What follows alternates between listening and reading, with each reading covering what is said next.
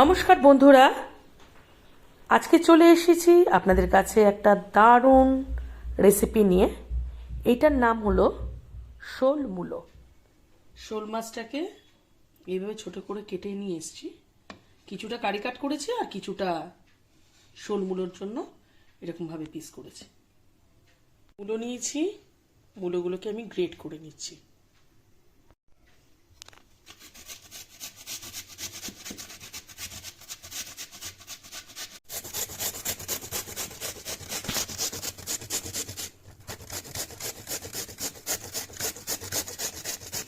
যে গ্রেটেড মূলো, বাকি মশলাগুলো আবার নিয়ে আসছি।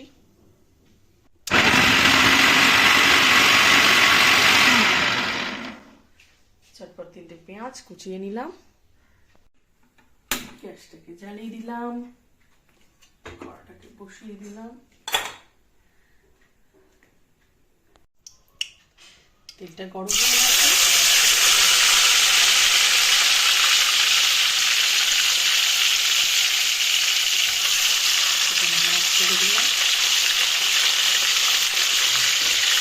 মাছগুলো বেশি ভাজা দিন, হ্যাঁ, এটাকে সিম করে নিয়েছি, তেলটা গরম করে নিয়েছি, গরম করার পরে কড়াইটাকে সিম করে নিয়েছি। মাছগুলোকে হালকা করে ভাজতে হবে।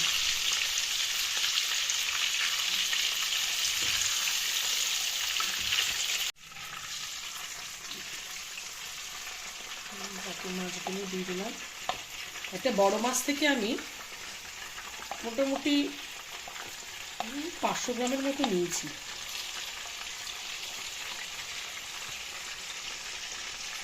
বাকিটাকে কারি কাট করে রেখেছি, ওটা আবার টমেটো কড়াইশুঁটিতে অন্যদিন করবো। এই কাঁটাটা শোল মাছের জন্য কিন্তু আলাদাভাবে দোকানদারকে বললেও তারা কেটে দেবে, গায়ের ছালটাকে পুরো তুলে দেয়, কাঁটা থেকে সুন্দর করে মাছগুলোকে চাংটি পিস করে কেটে দেয়। ওই শোল মূলোর জন্য মাছটাকে কাটতে বললে দোকানদার, বেশিরভাগ দোকান থেকে যে দেখলাম বাজেটে আমার কেটে দিতে পারে, আর নাহলে বাড়িতে এসে এখনকার দিনে তো কাটাটা একটু মুশকিলই, তাদের বলবেন কেটে দিলে কাটিয়ে নিয়ে আসবেন। তারপর হালকা তেলটা পুরো গরম করবেন, তারপর হালকা করে এগুলোকে ভেজে তুলে নেবেন। এরকম সাদা অবস্থাতে মাছগুলোকে তুলে দিচ্ছি। বেশি কুক হয়নি কিন্তু, অল্প সাদা, অল্প ভাজা তুলে নিলাম। এবার আমি ভাজার তেলই দেখুন, বেশ তেলটা অনেকটাই নিয়ে নিয়েছিলাম। তেলে আমি দুটো তেজপাতা, একটা শুকনো লঙ্কা হাফ করে ছিটিয়ে দিলাম, একটা দারচিনি, দুটো লবঙ্গ, দুটো এলাচ।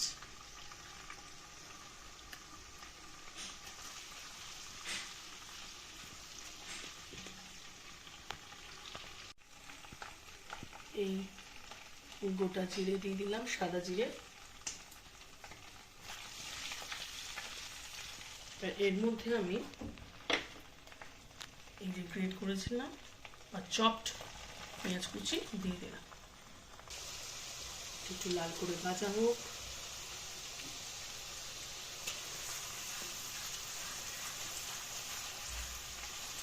এটা যে টেস্ট হয় না, আপনারা বাড়িতে বানান, দেখবেন বাচ্চারাও চেটেপুটে খেয়ে নিচ্ছে, ফ্যামিলির প্রত্যেকটা মেম্বার। বাচ্চা বলছে, আমি ধীরে বাচ্চাদের কথাই বলছি, শিশুদের কথা বলছি না, যারা মাছ খাওয়া নিয়ে, বিশেষত সব শোল মাছ, টাল মাছ, মূলো এসব তো ভাবতেই পারে না, তাদের কথা বলছি। না বলে দিয়ে দেবেন, দেখবেন চেটেপুটে থালা ফাঁকা করে দিচ্ছে।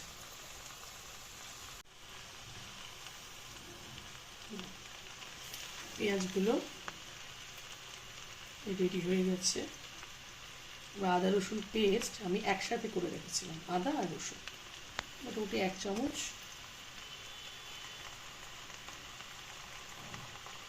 এরকম সাইজের চামচ, হ্যাঁ, ফুল 1 চামচ আমি দিলাম।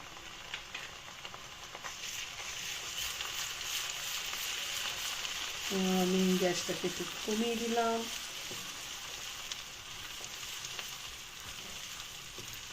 এবারে আমি আস্তে আস্তে করে মশলাগুলো অ্যাড করব।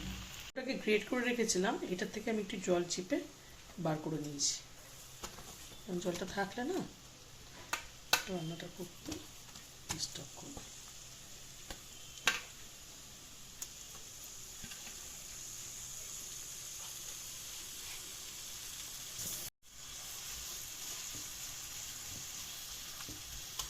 এবার আমি এটাকে গ্যাসের বার্নারটাকে আমি মিডিয়াম টু হাইয়ের দিকে নিলাম।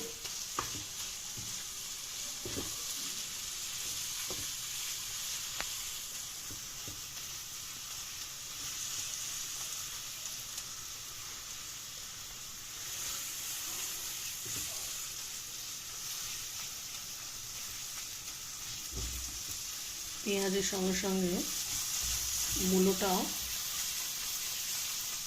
লাল লাল করে ভাজা হবে। তারপর আমি মশলাগুলো অ্যাড করব।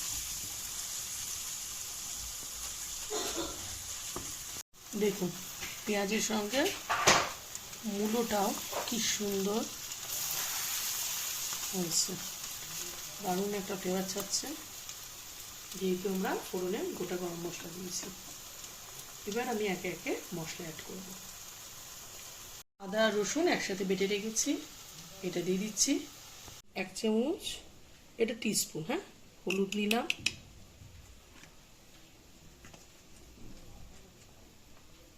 শুকনো লঙ্কা গুঁড়ো 1 চামচ,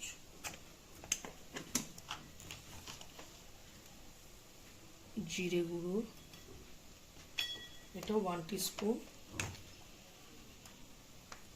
1 টিস্পুন ধনে গুঁড়ো।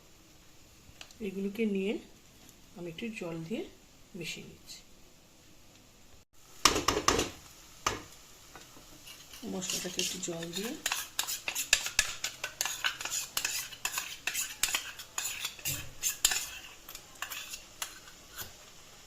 আসলে আমরা গুঁড়ো মশলা যখন রান্না করি তখন একটু জল দিয়ে যদি সেটাকে ভিজিয়ে দিই তাহলে মশলা টেস্টটাও বাড়ে, একটু থিকনেস আসে।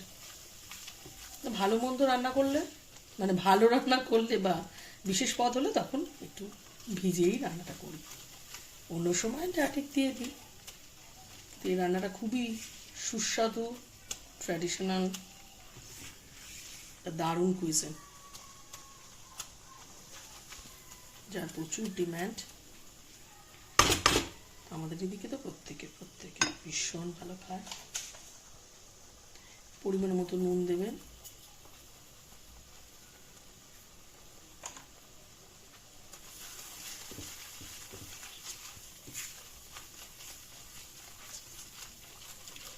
মশলাটা কষে তেলটা বেরিয়ে আসছে,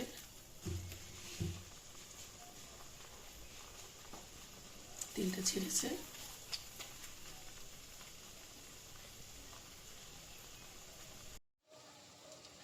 সুন্দর তেল ছেড়ে দিয়েছে।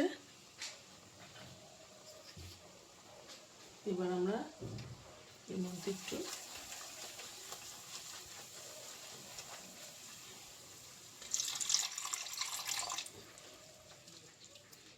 অল্প জল দেব, বেশি জল দেব না, মাছটা একটু তো সিদ্ধ হবে, এটা একদমই গা কষা হবে। ফুটনটা দিলেই মাছগুলো ছেড়ে দেবো। দেখে নিন বন্ধুরা ভালো করে কিরকম জলটা দিলাম। এই ফুটনটা দিলেই এক্ষুনি ফুটন দিয়ে দেবো, টকবক করে ফুটছে। এবার আমি মাছগুলোকে ছেড়ে দিচ্ছি।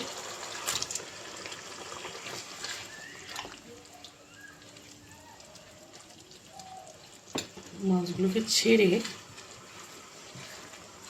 মিডিয়াম আছে এটাকে আমি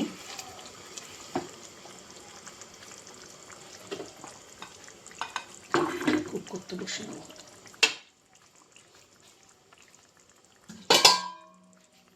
মোটামুটি এটা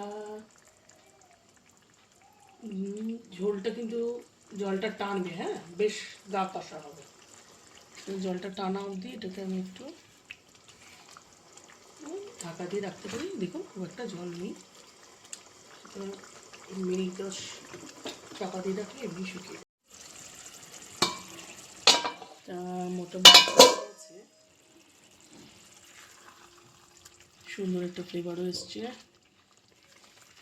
আর একটু গরম মশলা দিয়ে দিই এর মধ্যে।